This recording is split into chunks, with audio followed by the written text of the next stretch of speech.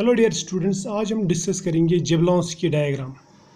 जेबलॉन्स्की diagram से हमें fluorescence, phosphorescence और बाकी जो फोटोकेमिकल रिएक्शंस वगैरह हैं वो समझ में आ जाती है। ठीक है, तो ये बहुत ही इम्पोर्टेंट डायग्राम है, लेकिन इसको समझने के लिए पहले हम इसका बैकग्राउंड देखेंगे। तो बैकग्राउंड में यहाँ से शुरू करता हूँ।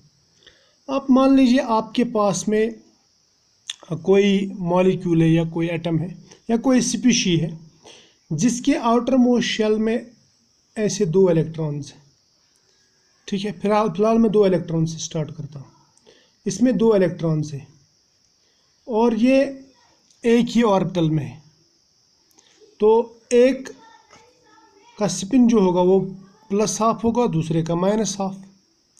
क्लियर? तो इसका मतलब इसका प्लस आधा स्पिन, इसका माइनस आधा स्पिन।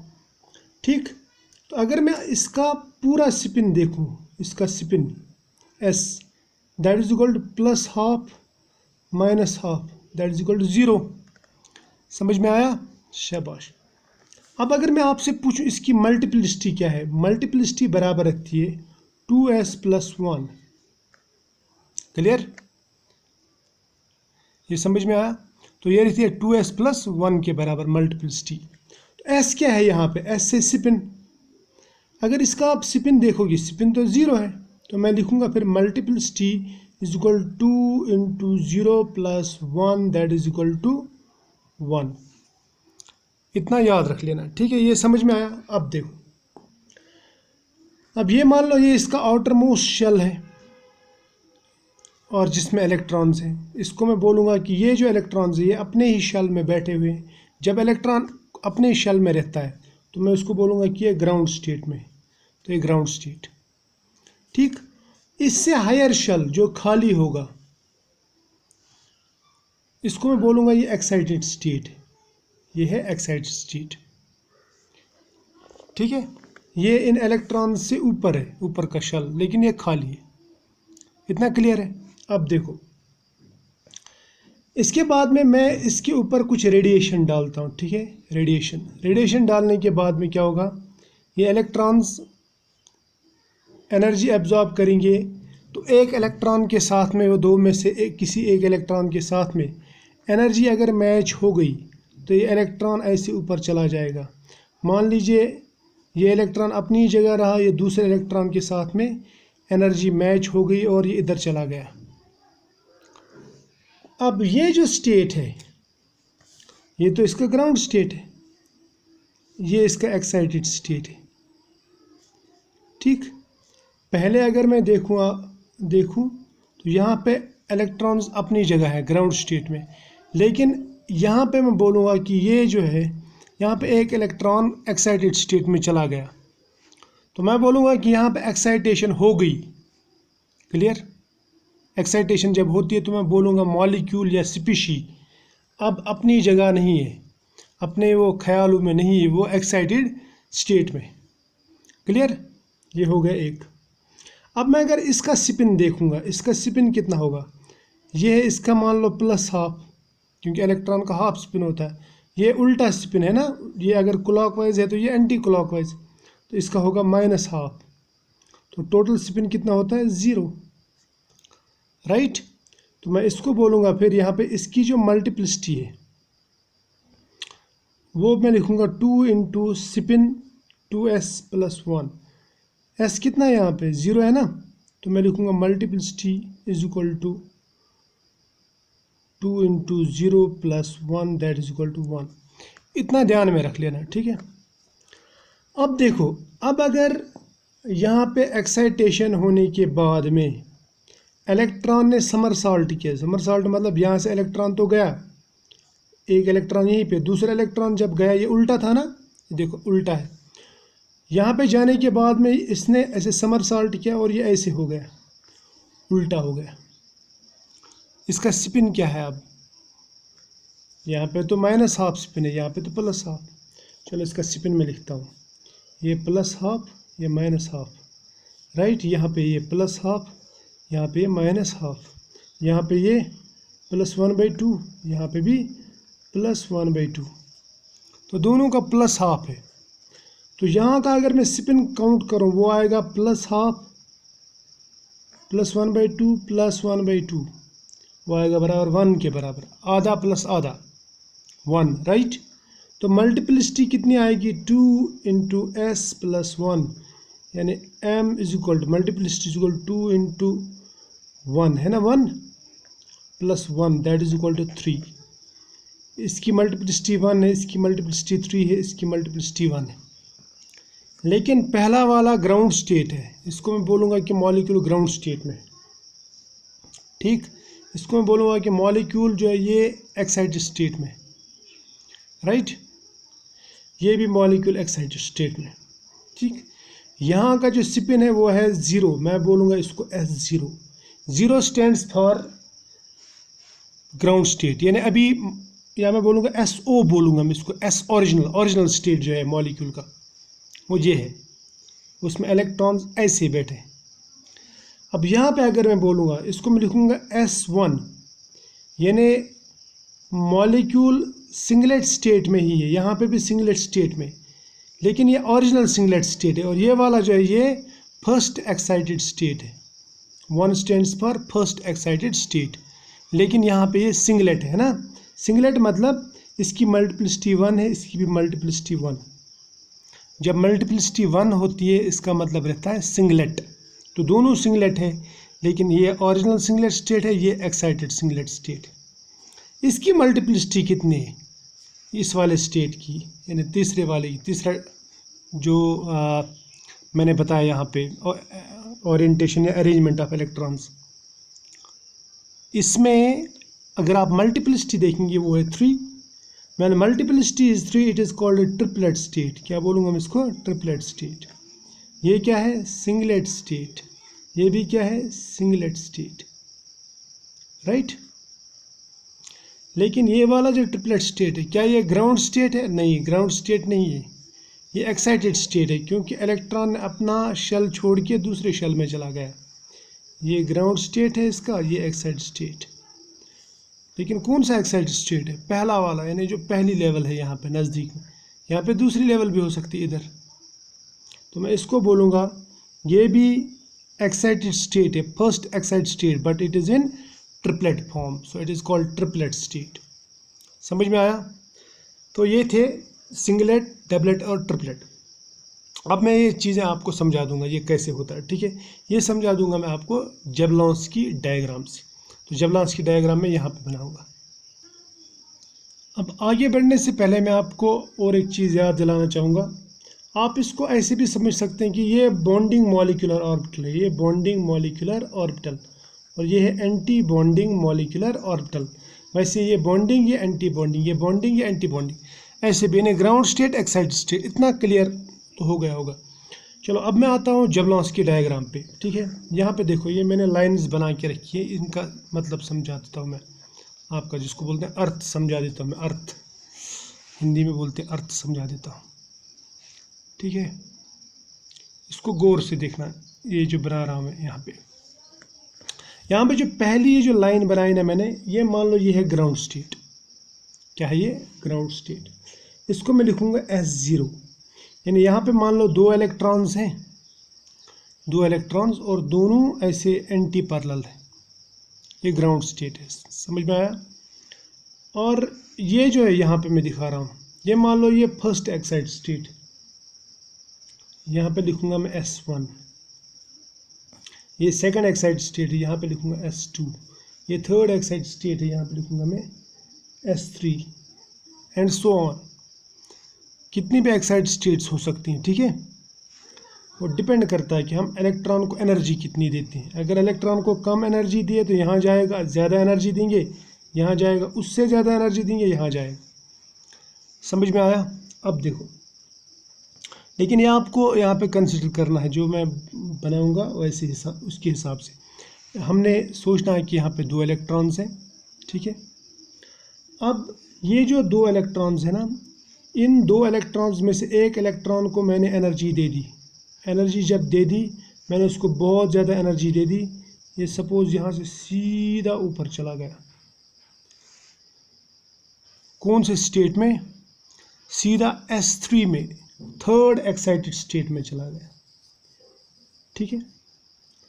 अब ये ऐसे भी कर सकता, अगर मैं कम एनर्जी दूंगा ये यहाँ से यहाँ भी जा सकता है, सीधा यहाँ से यहाँ, ठीक, वो मैं समझा दूंगा आपको। फिलहाल यहाँ से यहाँ गया, अब यहाँ से ये सीधा वापस भी आ सकता है, देखो ऐसे सीधा यहाँ गया और उसके बाद में वापस आया। ये मान लो इसका अपना घर है, ये नानी हाल है, नानी हाल के लिए कुछ देर गया, वहाँ पर रहा, फिर वापस आया। क्लियर? ये जो प्रोसेस है ना, ऐसे ऊपर जाना और नीचे आना, ये within 10⁻⁻8 seconds to 10⁻⁹ seconds में हो जाता है। समझ में आया ना? बहुत कम टाइम में हो जाता है, उसको ज़्यादा टाइम नहीं लगता। अगर ये सीधा गया और सीधा वापस आया, मैं बोलूँगा कि इसने यहाँ गया यहाँ वापस आया, ये इको टाइप है। इको यानी आवाज़ इधर गई आवाज़ वापस आई। इको आपने सुना होगा, इको को हम बोलते हैं साइंस में रेजोनेंस। क्या बोलते हैं? रेजोनेंस। तो मैं इसको बोलूँगा ये है रेजोनेंस।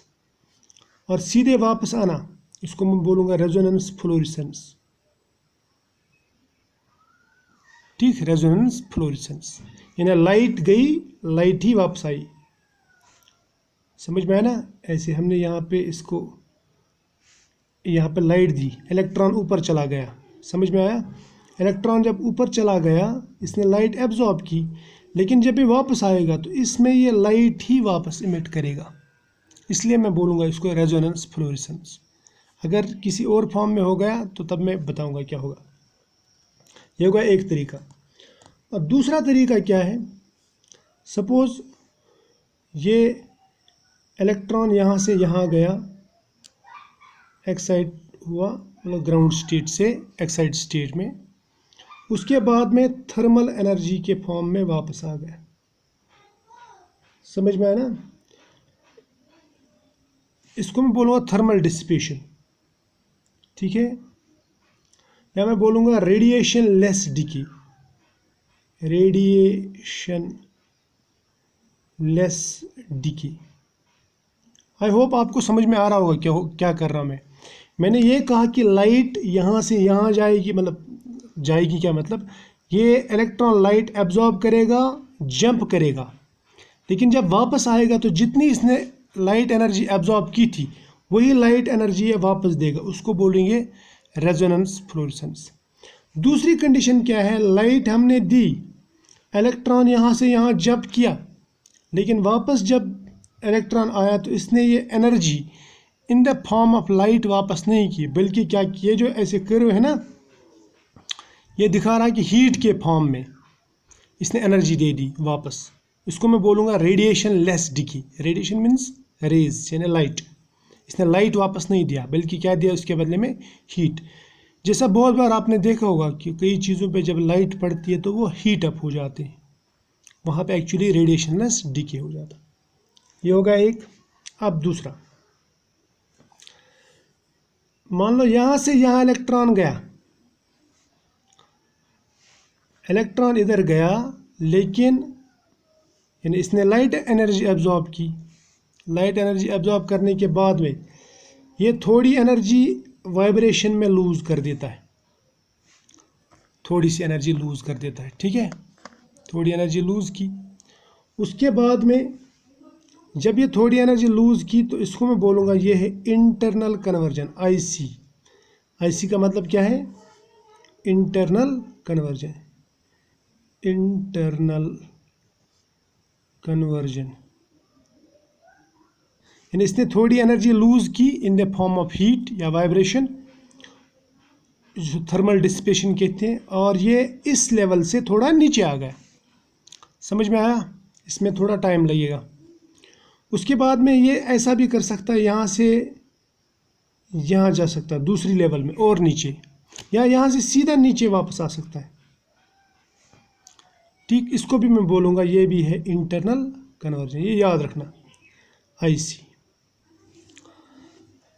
ठीक, थोड़ी सी एनर्जी इसने लूज की। अब जो बाकी बची खुची एनर्जी ये इसने इन द फॉर्म ऑफ रेडिएशन वापस दे दी। यानी जैसे इसने एब्जॉर्ब किया था रेडिएशन, वैसे इसने रेडिएशन के फॉर्म में ये वापस कर दी। ये जो प्रोसेस है इसको मैं बोलूँगा फ्लोरेसेंस। क्या बोलूँगा? फ्लोरेसेंस। अब फ्लोरेसेंस क्या है?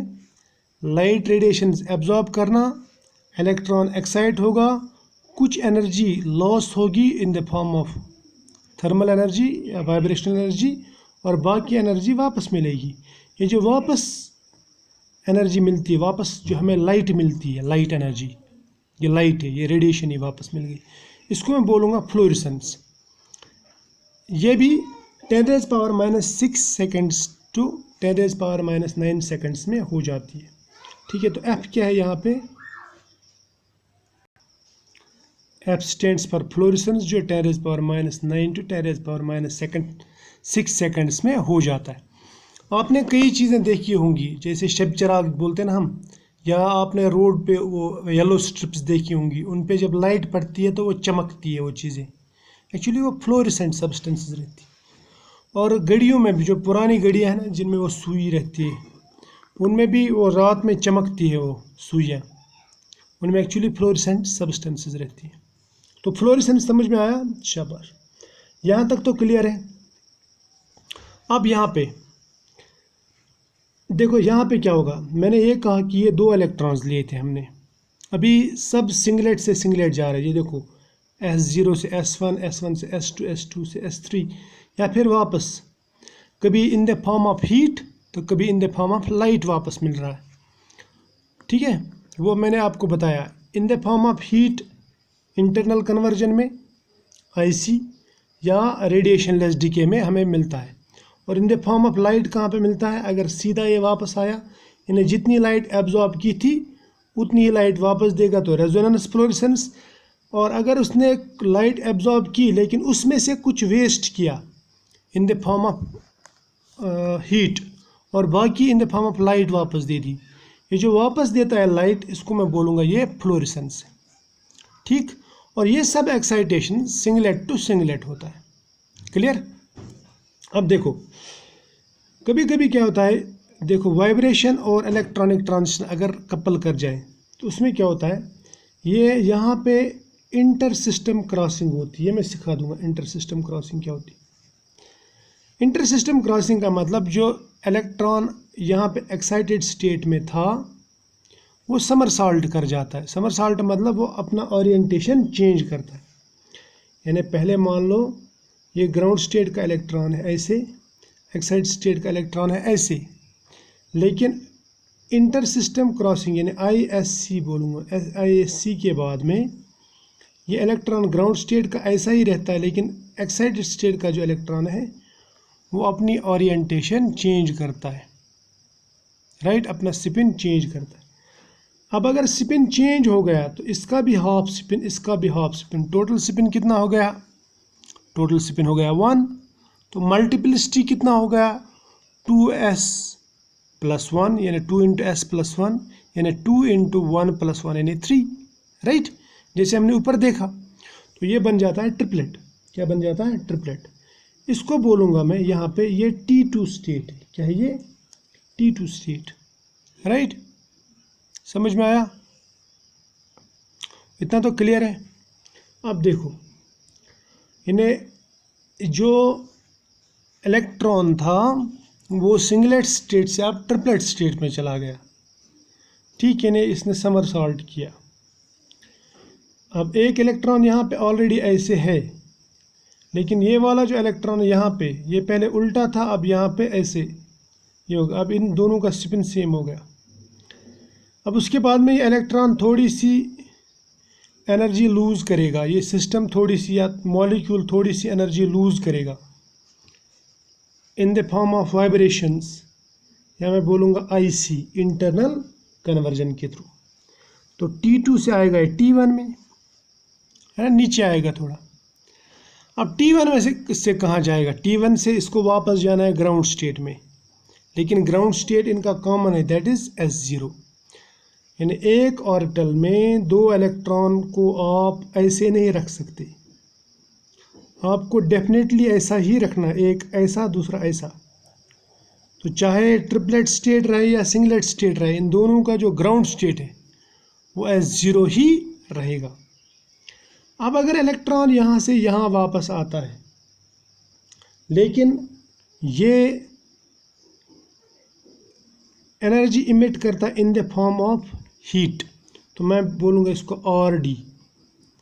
RD का मतलब रेडिएशन लेस डिके।